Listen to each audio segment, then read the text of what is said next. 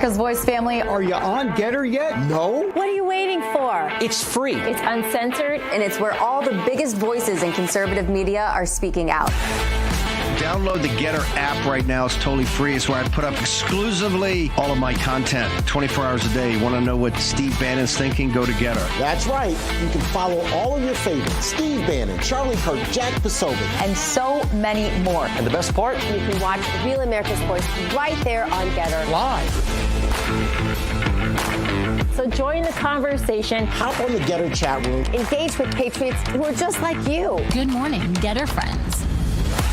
We're breaking news, we're delivering the truth, And we're doing it on Getter Every single day. So don't wait. Download the Getter app now. Sign up for free and be part of the movement. It isn't just an app. It isn't just a social media platform. It's a community.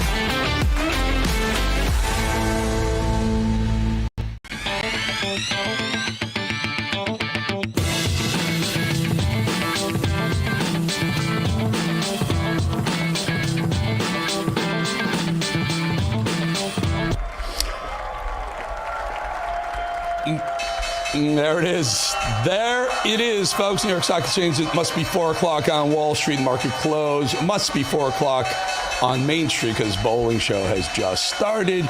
Take a look. It's a very strong day on Wall Street. 1,160 points. Again, it's not Wall Street. It's Main Street, folks. It's small businesses. Everyone will benefit from this. When the economy does better, when the markets do better, it's better for everyone. 1,150 higher in the Dow. NASDAQ up almost 780 points. 4% in the NASDAQ. Again, all good news. Oil up, trickling up, slowly up, 75 cents, 61.75.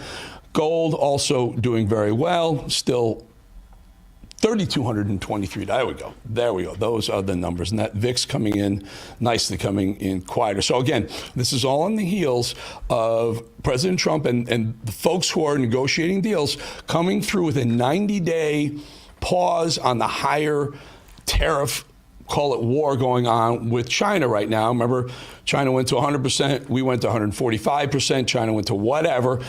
Over the weekend, they decided to cool it off a little bit. Let's bring everything down to 10% unilaterally, both directions, for 90 days. See if they can figure out a permanent deal. So market really, really like that. And again, very, very much stronger. And all those folks are saying, oh, Bolling, you just like the stock market to go up. No, when the stock market goes up, everyone does better. People have their pension funds in the stock market, tied to the stock market.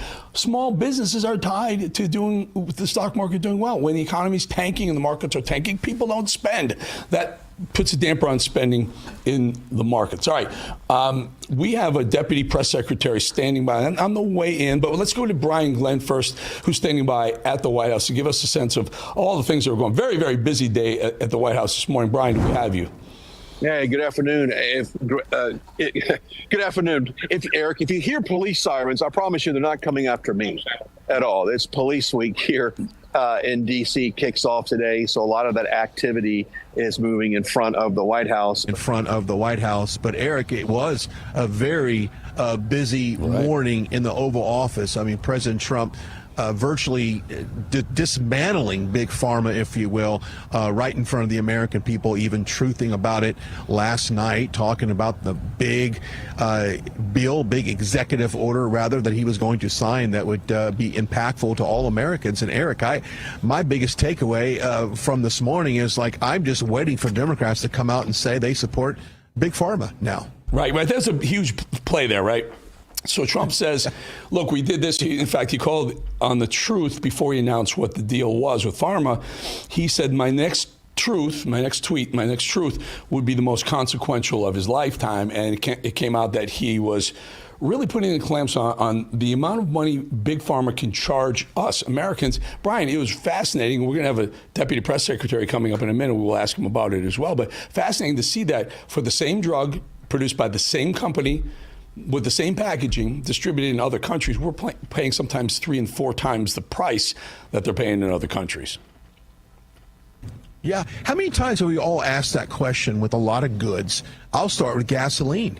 You know, they have a cost in producing it. Now, depending on what state you live in, you could have 54 cents a gallon approximately in California tacked on to every single gallon of gas you pump. So, I mean, you can apply this metrics across the board with all goods, but why not start with pharmaceuticals, because it affects so many people? And think about how many seniors today will get a little bit of financial relief knowing that the next time they get that must-needed prescription drug, they're saving some money and not only continue to live a healthy life. So this is such a good thing what he did today. And there's a benefit to this, right? So this lowering prescription drug prices is it's probably 99-1 issue. It's not, both sides of the aisle are for this. So while the left is defending MS-13 gang members being extradited out of the country, while they're defending that, Trump slips this in and says, you know what, this is going to be part of the big, beautiful bill.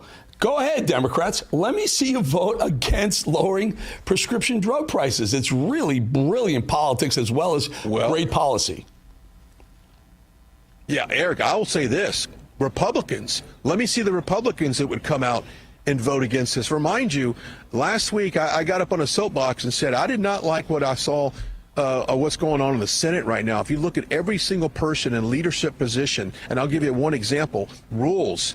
Mitch McConnell sits on the Rules Committee, so anything that goes through the Senate, it's got to go through across his desk. So, last time I checked, and I got a pulse on that guy, he wasn't 100% MAGA. So I want to see how many Republicans are going to come out and vote against this as well. And not just this, but no tax on tips, overtime, Social Security. These are three big, huge campaign promises that the American people want. And it's not up to these Republicans to decide whether or not they want it. The American people want it. President Trump signed it, and it needs to happen. That's a brilliant strategy. Brian, really, really good having you. I appreciate your time, and God, so much going on. I don't even think you're going to get a break when he's off to the Middle East, but maybe. Brian Glenn, everyone, thank you so much. Thank you. Thanks, Eric. All right, folks. Now, let me just remind you, this morning, President Trump had a briefing before he jetted off to the Middle East. He's got some major meetings going on in the Middle East, Qatar and others. But before he did, he announced a couple of initiatives. One of them was the prescription drug price decrease, and we'll show you how he phrased it this morning. Take a look. So for the first time in many years, we'll slash the cost of prescription drugs, and we will bring fairness to America. Drug prices will come down.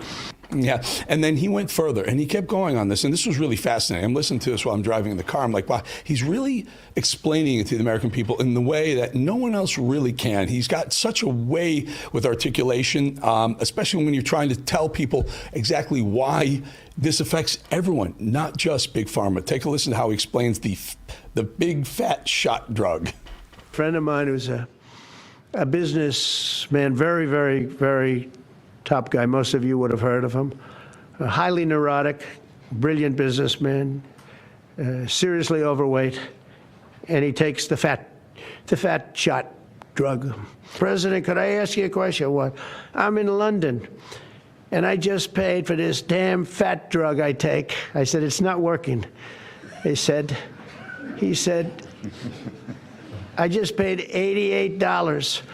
And in New York, I pay $1,300. What the hell is going on? No, he's right. It's 100% right. Yeah, the fat drug, got it, but every single drug. Let's bring in White House Deputy Press Secretary Kush decided to give us a little bit more insight. As Kush, what a great morning for the administration. Let's just start on that. This is such a long time coming.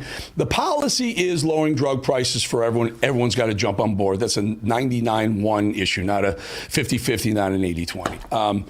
I love what he's doing, though. He's putting it in so that he can get his bill passed. Tell us how that's going to work. Correct. Look, the reality is that right now Americans are about 5% of the world's population, and yet we pay about 75% of the research and development cost of new prescription drugs. So we are the everyday American is essentially subsidizing the pharmaceutical industry for the rest of the world. And I'm not just talking about, developing countries in Africa or whatnot, but we are essentially subsidizing drug costs for wealthy nations like Germany, like France, like Japan, like Switzerland. And that's just something that this president is not going to tolerate. I mean, he's always put Americans and America first.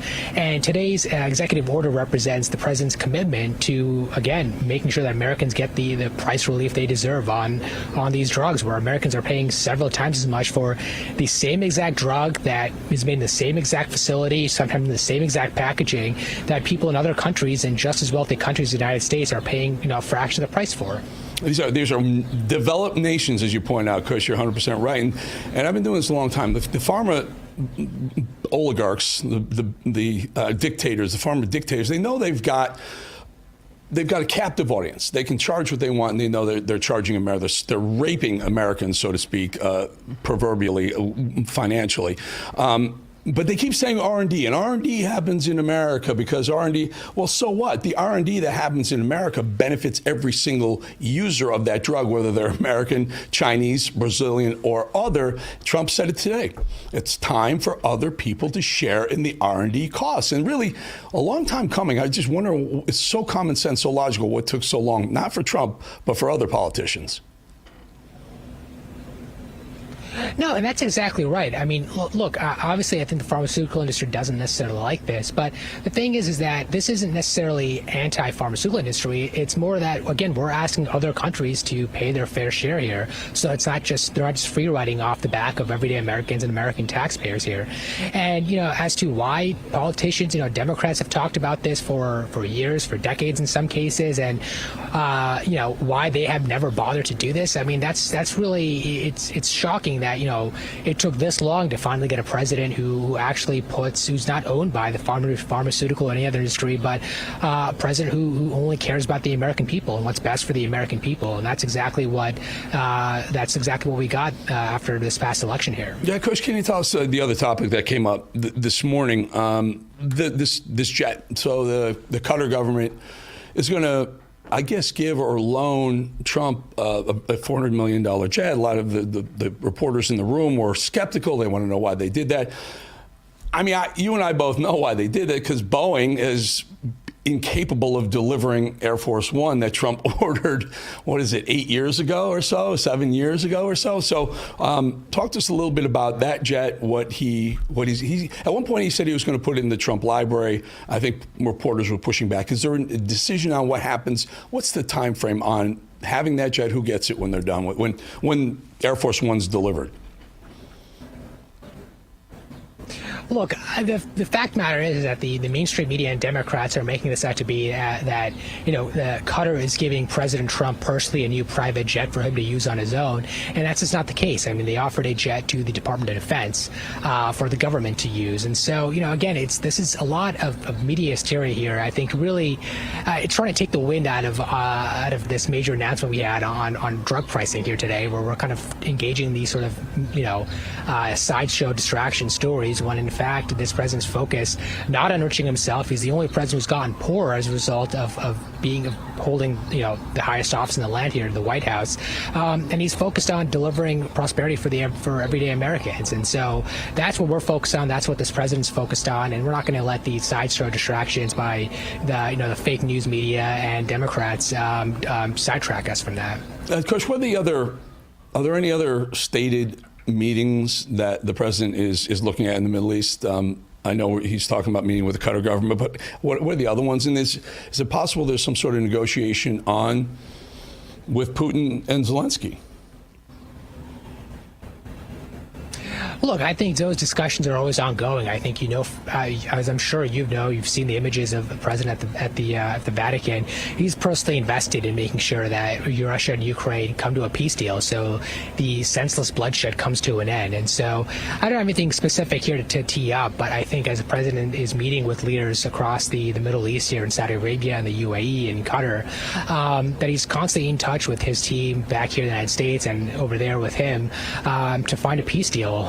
as he just did between India and Pakistan, for instance. So it's something the president's focused on. I don't have any specifics here to tease for you just yet. Good. Okay, so final thought on the push to lower drug prices, which every American should be thrilled about. Just get us to even. Just get us to the same prices that other developed nations are paying. The consumers in other developed nations are paying. I'm guessing you're going to get pushback from Big Pharma because they're rich oligarchs that want to keep their richness. And the other, maybe some folks, maybe even Republicans, who have taken money from Big Pharma in their election coffers. Right, and I think President Trump spoke to that during his his signing ceremony, where the pharmaceutical industry leaders, quietly will admit that the status quo is broken and it doesn't work for the American people. And again, it's not about penalizing any particular industry or something, but it's about making sure that there's a level playing ground here, that people, again, in perfectly wealthy developed countries like France and Germany aren't free riding off the backs of the American people and the American taxpayer here. And it's about bringing that equality here while again delivering relief for the American people. So today is, I think, a big day, a historic day. I think President Trump said on Truth yesterday he's going to have the most historic truth ever made, and I think it's panned out so far. So I think good things are in store for the American people under this president. I love this, Kush. I love the fact that he's put them in the corner. He put Democrats in the corner. They painted themselves in the corner, but he put them in the corner while they're off worrying about MS-13 gang members getting deported. He slips this in a bill that he wants passed, and he's going to dare them to vote against a bill that'll lower prescription drug prices. Final thought. Democrats are the party of MS-13, tax hikes, and Big Pharma raising drug prices on everyday Americans. That's currently what the Democrats stand for. So I think the choice is pretty simple here on who the American people are with. All right, Kush Desai, appreciate Deputy Press Secretary. Appreciate your time, and what a great policy in lowering drug prices, but politics to get the Democrats to have to vote against lowering drug prices if they don't want to pass this big, beautiful bill. Kush Desai, thank you so much. Thanks for having me. All right, folks, we'll be back in 2.5 minutes.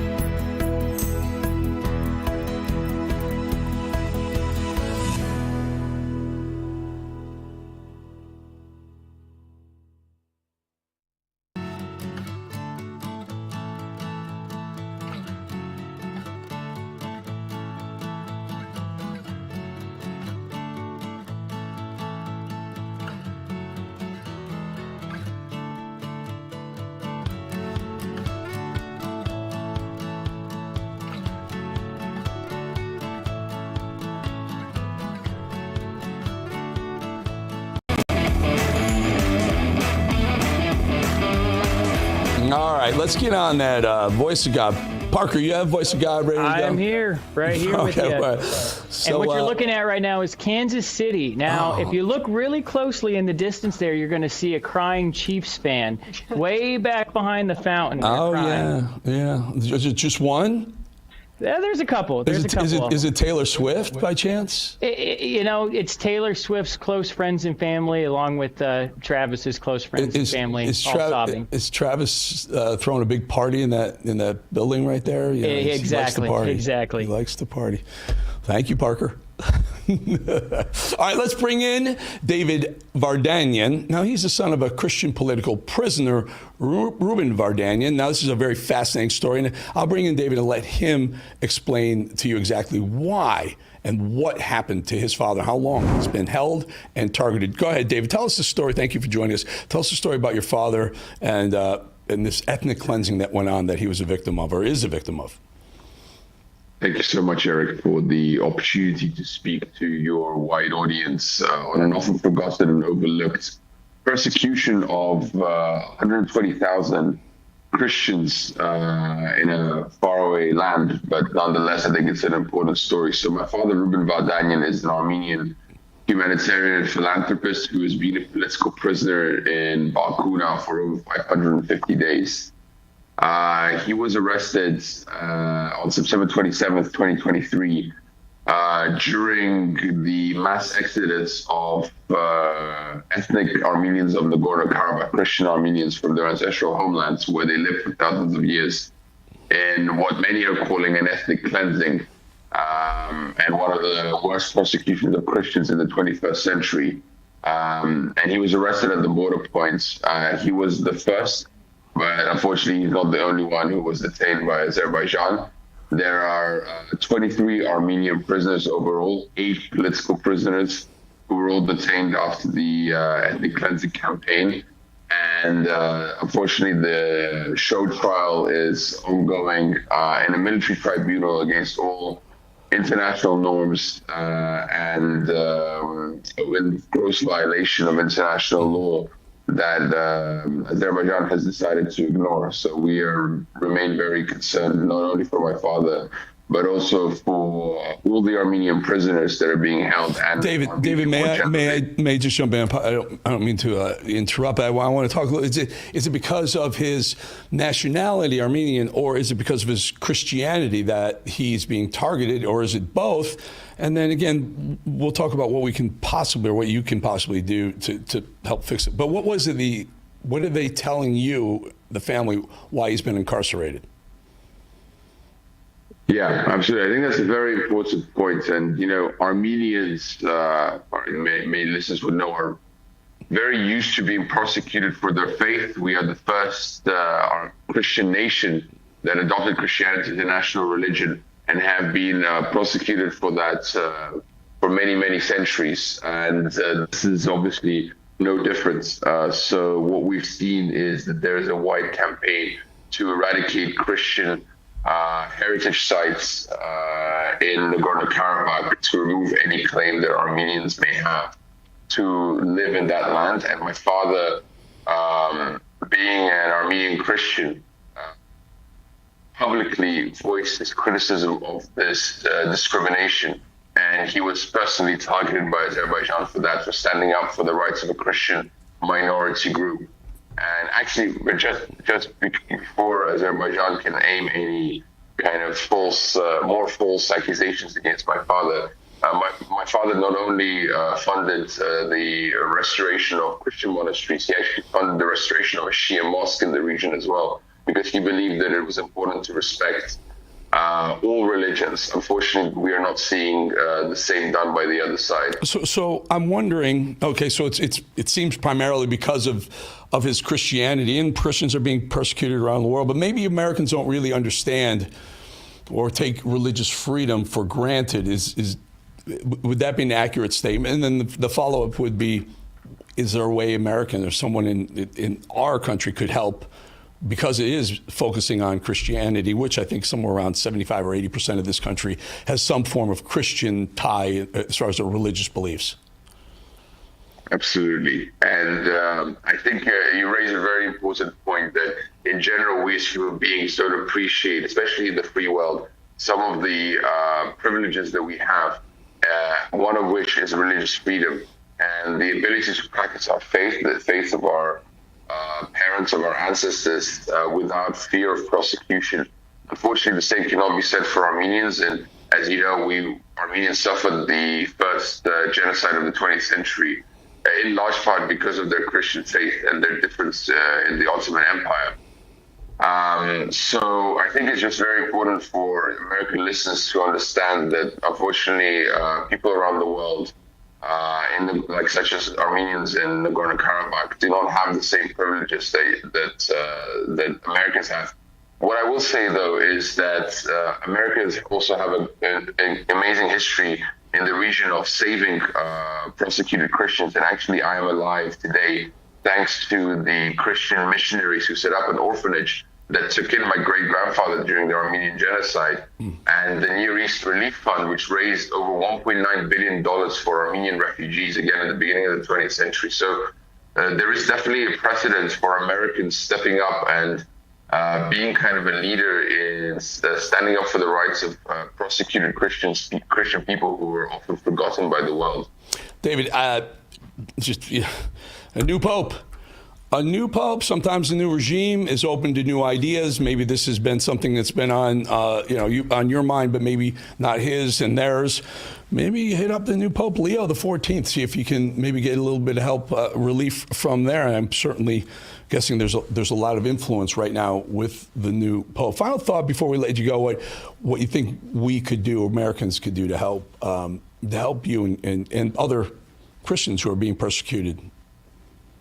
Absolutely. I think the Vatican has a very important role to play, especially given their mandates and their kind of purpose to protect Christians around the world. But what I want to say in terms of the potential resolution to this, we were obviously deeply disillusioned by the stance that the Biden administration took in regards to the Azeri-Armenian relationship, where there was this false sense of equivalency and they tried to play both sides.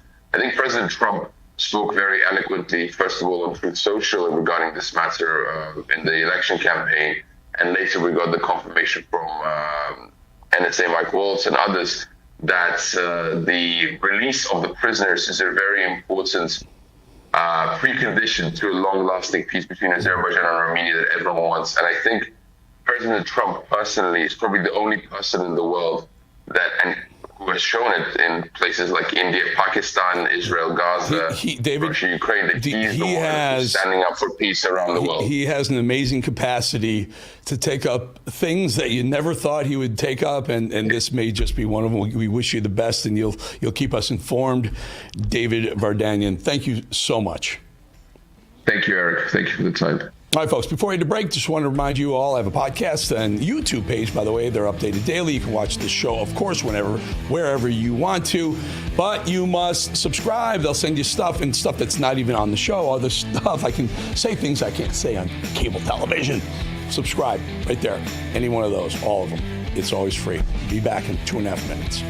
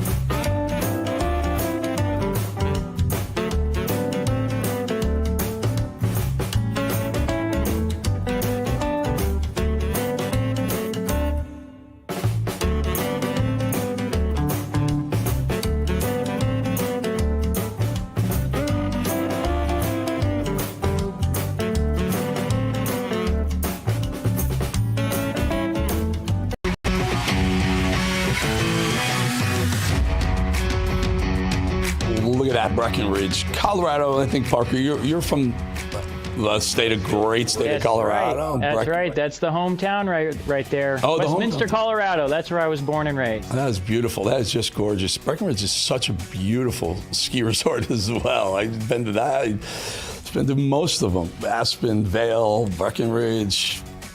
Oh God, there's so many great places. What was a Winter Park? Isn't that where they have night skiing with Winter the lights? Park, yeah, night skiing. It's fantastic. Great place. All right, folks, what happens over the course of a weekend in America says a lot about the state of the country and where we're headed. Under Joe Biden's sad presidency, we used to wake up to higher prices for everything, maybe a shortage of baby formula, a record number of shootings in our blue-run cities, another record for illegal border crossings being broken month after month, and images of Joe Biden marking all of it with yet another trip to the beach in Delaware to relax after a hard week of naps and ice cream.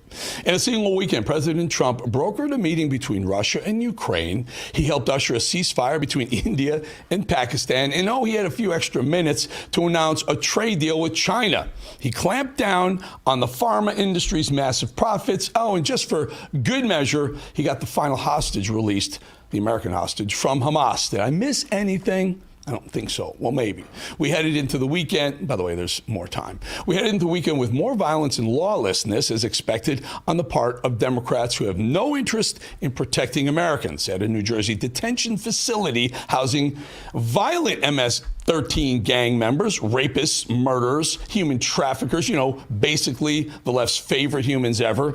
An angry mob of U.S. congressional members, Democrats, and a Democrat Newark mayor, Raz Baraka, stormed that building desperate for attention and their favorite activity of freeing criminals back onto our streets. Congresswoman LaMonica McIver, the lady you'll see in red jacket in just a moment, thanks to ICE body cam footage, was among the Democrat rat pack that headed to, quote, inspect the Delaney Hall detention facility when, as expected, violence broke out.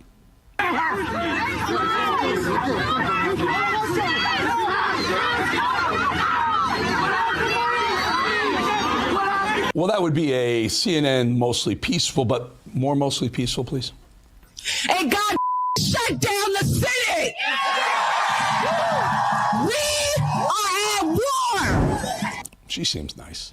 This is what we're up against. Violent Democrats trying to make a name for themselves. That mayor is up for re-election. No one ever knew his name. And AOC, who's very busy not doing anything at all for her own constituents in New York, just can't help herself. Had to get involved and defend her comrades threatening who? Tom Homan and Trump. You lay a finger on someone, on Representative Bonnie Watson Coleman, on Representative or any of the representatives that were there, you lay a finger on them, we are going to have a problem. Is that a threat? Kind of sounded like a threat to me. Sounds kind of insurrection-y, especially coming from someone who wasn't even in the Capitol building on January 6th and still felt that her life was being threatened. She actually thought she was going to be raped and murdered from across the street. AOC did during January 6th. Democrats love violence. They love doing the violence and they love defending the violence. And then they have the media that they own. Well, they help defend the Democrats defending violence, too.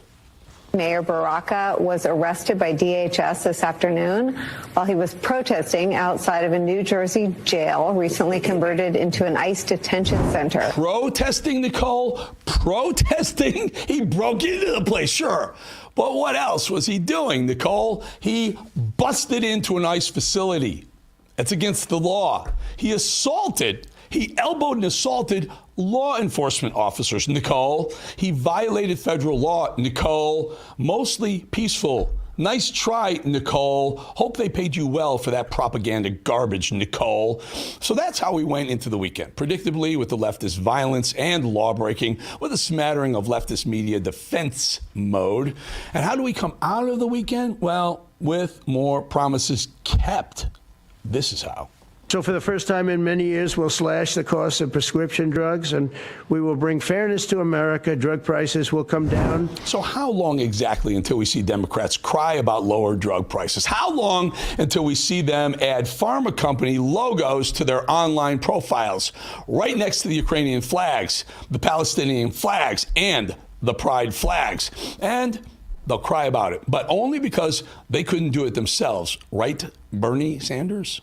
Margaret, let me make a campaign promise to you, and you can repeat this, play this tape over if I'm elected president. And that is, if I am elected president, I'm going to cut prescription drug costs in this country by 50%. Oh, I'm going to play over and over to the millionaires and billionaires. He must be so angry on his private jet right now, on his way to fight the oligarchy tour he's so happily part of. And today, RFK Jr. called out his kind and every single other member of Congress who's made these promises but then did nothing because they themselves benefited too much from those big pharma dollars. This was the fulcrum of Bernie Sanders' runs for presidency, that he was going to eliminate this discrepancy between Europe and the United States. Congress is controlled in so many ways by the pharmaceutical industry. There's at least one pharmaceutical lobbyist for every congressman, every senator in Capitol Hill, and every member of the Supreme Court. That's it. There's one pharmaceutical lobbyist for every member of Congress. It's insane. And look at that. In the White House, just over 100 days, and here we are. This is what candidates have only talked about over and over and over again on debate stages, in interviews for decades. As you saw, it was a promise Bernie Sanders insisted on, but America rightfully didn't believe him. And now, because of Trump, it's a reality. It even produced what I already know is one of the most entertaining moments. Absolutely awesome. Watch. A friend of mine who's a businessman, very, very, very top guy. Most of you would have heard of him. A highly neurotic, brilliant businessman, seriously overweight. And he takes the fat shot drug. President, could I ask you a question? What? I'm in London, and I just paid for this damn fat drug I take. I said, it's not working. He said, I just paid $88. And in New York, I pay $1,300. What the hell is going on? Fat shot drug. By the way, he tells his friend it's not working. That was absolutely amazing. Never disappoints Trump. But that's the point, isn't it? That drugs that are so expensive here in America are so cheap in Europe. And why should we foot yet another bill on behalf of a continent that continues to take advantage of us and mocks us every day? We pay for their defense. We pay for their vacations. We foot the bill for a war only they are interested in continuing. And America, well, we're done with it. This is not a good Monday for the left. Ironically, it's a great Monday for America, though. But it leaves Democrats sad and weepy to admit how good it is for America. And I know that the folks over at CNN are pained to have to point out all of our winning. We have had a lot of news this weekend, a lot of developments for the Trump White House. The last known living American hostage in Gaza is set to be released. Progress on trade with China, this ceasefire between India and Pakistan, and now possible face-to-face talks between Zelensky and Putin for the first time since Russia invaded Ukraine. Ooh, that must have hurt real bad over at CNN. So the big question of the week is this. As we watch an American hostage being freed from Hamas, as we watch markets skyrocket because of a deal with China, as we watch the skies go quiet without rocket launches, as we watch drug prices trickle down. I wonder how the Democrats will turn those achievements into violence, because you know they will. Nothing enrages the left like actual progress by Trump. Not the kind they believe in that leads to child sex change operations and cities overrun with violent illegal aliens. Not that kind, but real progress. It's only Monday. Buckle up and watch the left somehow turn these wins into losses. Watch them wake up each day and choose violence. Watch how angry America winning actually makes them, and see their true colors shine right through. Back in 2.5.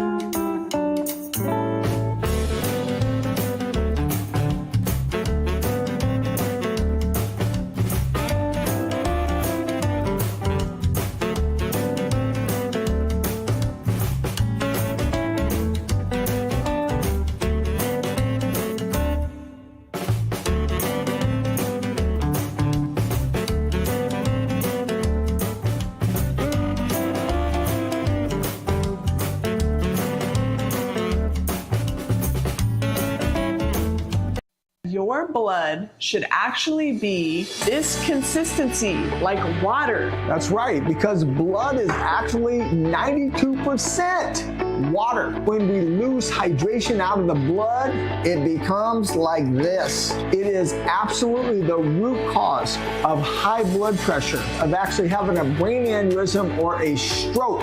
So if you want to go from this to this, come and join us on our 555 challenge. Well, that was a look at Energize Health's 555 Challenge. Let's bring in founder of Energize Health, John Jubilee. John, you've helped thousands understand the hidden dangers of poor circulation and thickened blood. It's a real thing. And what some experts refer to as sludge blood. Tell them what's happening to the body when our blood becomes too thick and how that's connected to cellular dehydration. Yeah, well, super simple. You know, if you dehydrate anything, if you've seen a plant that didn't have water in it, or again, ketchup is the perfect example. That's why we like to give people simple things that we can all understand. And you take the hydration out of your blood, you get that sludge blood. Of course, it's 10 times harder for your heart, for your arteries, for your circulatory system to pump that blood through your system. So you're going to get clogged arteries. You could have a stroke. You could have a heart attack. And you for sure are going to have high blood pressure. So we love to teach people the simple steps of how to get the intracellular hydration, get that hydration inside that cell like a beautiful sponge. Just picture your cells, instead of being like glass marbles, They're like a porous sponge.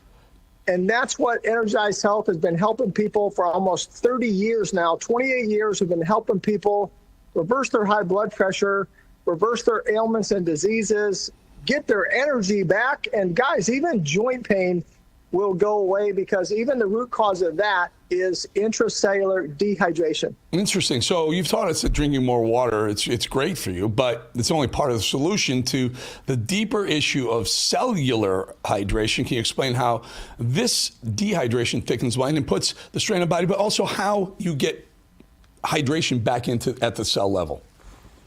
Yeah, no, that's really the $1 million question, Eric, and that's the one that nobody could figure out.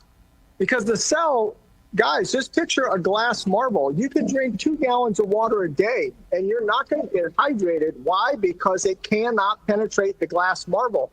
And you have 2 membranes around your cell that are as hard as glass. And that's why it can't get in there. But the great news is, through our patent-pending science of intracellular hydration, we're able to transform. We transform that cell from being a glass marble to a porous sponge. Great question. So what is this sludge blood? I mean, it's dangerous. I mean, if people always talk about I've got thick blood, I've got thin blood, depending on where you live in the country. But this is a real thing, and it's a solvable problem. No, it really is. And it's a mandatory solvable problem. You better solve it, because if you don't, guys, you're going to meet Jesus early. Like, who wants to die prematurely? We're all going to die, but there's no reason to die prematurely. So I would invite people today, Eric, guys, come and join us on the 555 challenge. You know, we'll break it down for you. We'll make it super simple, and it's cheap. It's cheap. It's cheaper than a cup of coffee, guys. Come on, $5. Invest in yourself. When it comes to health, Eric, it's one of the only things, if you do nothing, it gets worse. I got to do it. I got to do it. I'm be honest with you, folks. I'm 100% transparent with you. John and his folks have called me over the weekend. I got to call back to you because I definitely want to give it a try and report back. John Jubilee, always good having you on, my friend. Thank you for the great health advice. Thank you. All right, folks. All right, Kamala is not doing herself any favors as she looks to beat that drunken wine, those allegations about her. She's a little bit, likes to be a little tipsy once in a while. She kind of gets wordy, salady, and slurry. Well, the former VP slurs and babbles more than anyone. And a clip from over the weekend really made me ask myself if she's truly been drunk this entire time. Tell me if I'm wrong. And I was just telling somebody recently who didn't know. We performed Free to Be You and Me. When I sang about my friend William, who was 5 years old and wanted a doll to hug and hold, I could sing the whole thing. I think you should sing some now. I think Kamala made it through last call. I think she stuck around a little too long. For some reason, I get the sense that the Democrats think yelling and screaming, really volume up in general, is a tool that helps them get their points across. Unfortunately, it's actually quite the opposite. Nothing, and I mean really nothing, is worse than the shriek of a whiny liberal Democrat congresswoman like LaMonica MacIver, the same lady who stormed that ICE detention center and assaulted multiple officers for whatever reason. She was handed a microphone over the weekend, and here's how it went. We will not take this. We will fight back. Fight back. Fight back. And as I close out, because I know we've been out here for a long time, and God shut down the city. We are at war. Anytime a person can pay $250 million into a campaign and then be given full access to the Department of Treasury of the United States of America, we are at war. Wow. Is that good? Is that raises her Q score? Man, by the way, they're defending MS-13 gang members while Trump, literally simultaneously, Trump is lowering pharmaceutical prices, drug prices for every American. Well, I mentioned that MacIver, that woman right there, stormed an ICE facility and assaulted several officers. Well, here's AOC somehow defending all of those lunatics, the ridiculous behavior over the weekend. Watch. Recently, what they said is that DHS is allegedly looking into arresting members of Congress who were showing up for their legal and constitutional obligation to conduct oversight. If anyone's breaking the law in this situation, it's not members of Congress, it's the Department of Homeland Security. It's people like Tom Homan and Secretary Kristi Noem. Yeah, I think so. You're threatening Trump, Homan, and Kristi Noem? Really? Really? AOC, little AOC? You can't break the law. You can't assault police officers. I don't care if you're members of Congress. You're not above the law. Remember? No one's above the law. Tish James. This next one I found very interesting. Al Sharpton, remember him? Had an aha moment while he was sitting during a segment on MSNBC. He thinks it's absolutely insane for Trump to allow white South African farmers to seek refuge in the United States. Of course, Sharpton listed his reasons. These people are unvetted, possibly criminal, and could be running away from a life of crime in South Africa. I don't know. Doesn't that sound a little familiar, like MS-13 gang members? But hey, listen to Al put it his way. Now, you contrast that at the same time, the New York Times is saying that President Trump is saying to white Afrikaners from South Africa, I'll give you refugee status. So we're bringing in white Afrikaners who we don't know if they're criminal. We don't know this, what they went through in the legal process in South Africa. Sounds like the pot calling the kettle white, so to speak. I don't know, one quick one right here. People in Minnesota really do not like Tampon Tim Walz. Well, take a look. Tampon Tim wanted to go to some fishing tournament or something. Guy's an absolute moron. He gets heckled from the boat. Listen. We want a governor who really respects us as Minnesotans and doesn't think we're Nazis and evil and doesn't think that white people are filthy and all that. We need a governor who's from Minnesota, actually. Not Nebraska. Oh, he dropped it. Did the hook prick your finger, Jimmy? Did he hook himself on a fish? Governor, are you all right? Are you bleeding? Do you need a tampon to stop the bleeding? Do you need a tampon, sir? It'll stop the bleeding. Do you need a tampon, sir? Ladies, to the rescue. Please help our governor. So Tampon Tim says he's a hunter, can't load his own shotgun, says he's a fisherman, hooks himself, starts bleeding, can't find a tampon. You should just go into the boys' restrooms in your state, Tampon Timmy. We'll be back in 2.5 with Bannon.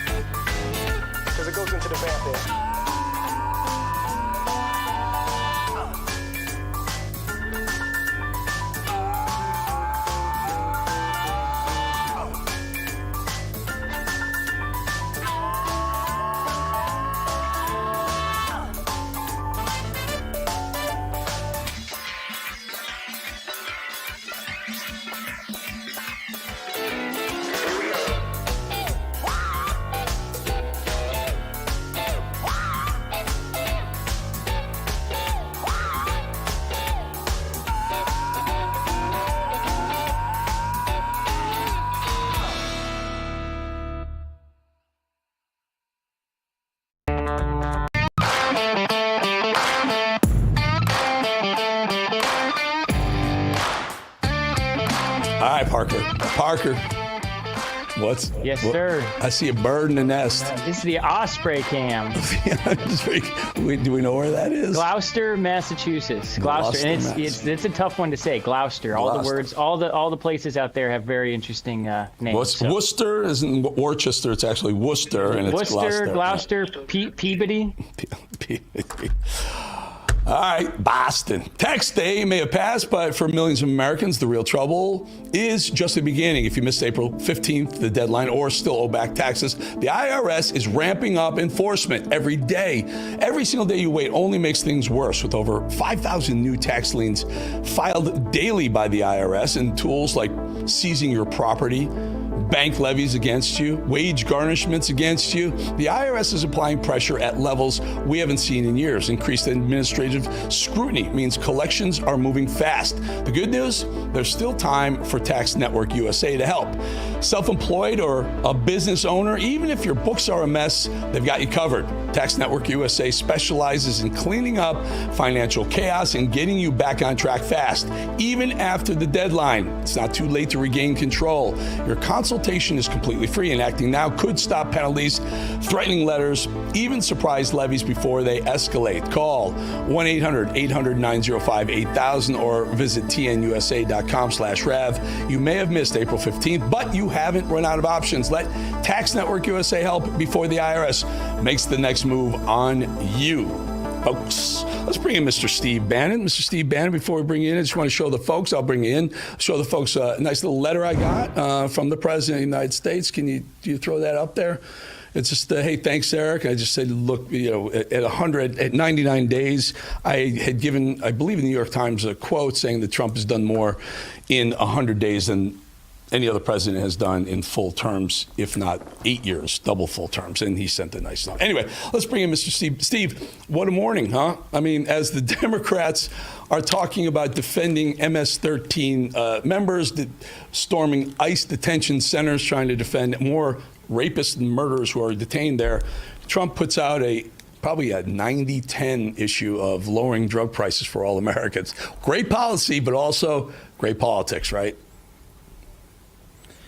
Amazing. And that's after the 3 a.m. we were up covering and pushing out on social media and live streaming the 3 a.m. Eastern Daylight press conference from Geneva of Secretary Bessent and Ambassador Jameson Greer, who are over there negotiating at least the first stage with the Chinese Communist Party. I mean, historic day. And President Trump, as you know, Eric, he gave that, it had to be 30 minutes of just intense, get everybody up to speed on what's happening, and took questions from the press. So you compare that to, the only thing they've got going for them to slow Trump down is these courts. Other than that, it's a clown show. So look over the weekend, what was it, 72 hours, he gets an American hostage release from Hamas. He gets the Chinese deal, at least a 90-day pause on the deal, or time to negotiate. The market reacts up 1,100 points today. Thank you very much. He proposes this price decrease on all drugs. Made so much sense. And then potentially, Steve, are you hearing that there may be some sort of brokered meeting with Zelensky and Putin too? Well, he mentioned that, he threw out in his press briefing or his press avail that he heard there's a meeting on Thursday, which is supposed to be in Turkey, at least for the ceasefire. And he said, hey, if I'm in the neighborhood, maybe I drop by. So you never know. President Trump's everywhere on the three verticals: ending the kinetic part of the Third World War, getting this budget mess. They put out some first cut numbers today that people start to get their arms around. And, of course, fighting the courts nonstop. In fact, we're going to have Mike Davis on here exactly for that and some other issues going on with legal. But I've never seen anything like it. I mean, every day he's putting out, as you said in your quote in the New York Times, he's doing more in a week than guys like Clinton did in 8 years. It's pretty extraordinary. And it's I can tell you, I know you live and breathe this, here at the War Room we do. It's tough to cover. It's so much. I mean, this weekend we were up 24/7 just to keep up, just to keep ahead of him in the audience, sir. I know. What's your A block? Is it, there's a tariff kind of temporary deal. There's a tariff deal on the table. There's a hostage release. The drug prices are coming down. But I specifically love this pharma deal because he's forcing Democrats to vote against lowering drug prices for everybody in America.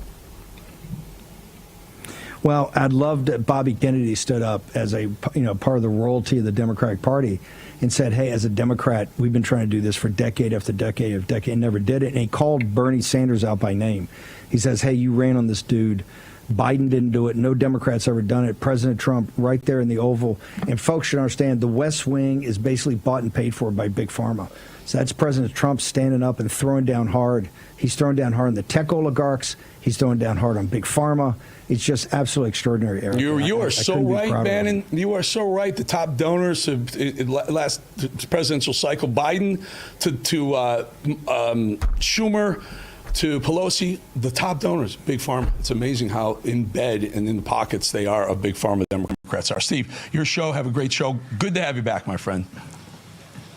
Eric, great to see you again, sir. We look forward to seeing you and doing the handoff tomorrow. Great, me too. The great Eric Bolling. Getting a shout out by the President of the United States. Eric deserves it. Doing a great job there at 4 o'clock. Great lead in for us. We've got a cold open. We're going to go ahead and play it. I got Mike Davis. We were going to start on the floor of the House of in Texas. But Brian Harrison is going to join us about 5:30. I'm going to start with Mike Davis. There's a lot going on in Texas, and there's a lot that stinks to high heaven in Texas. We're going to try to at least start to get to the bottom of it today in the first hour. Let's do the cold open, and then we'll get the Viceroy. Mike Davis will join us. What do I think? What do you think of this? Again, we're not a market watch show. It's not about whether the market goes up or down. We are trying to keep our eye on what America is telling the world. And chaos, no matter who's telling the story, is clearly the message Donald Trump is sending the world. No doubt about it. And what he's sending the business community is uncertainty. And if there's one thing the business community can't deal with, it's uncertainty. They won't invest. They won't grow. They become paralyzed. And you saw the pictures of the ports. The supply chain is going to end up having impacts on shelves. There's no doubt about that. And what items aren't going to be on those shelves is going to be interesting to see. Probably all the items that the gentleman talked about that's with the Port Authority.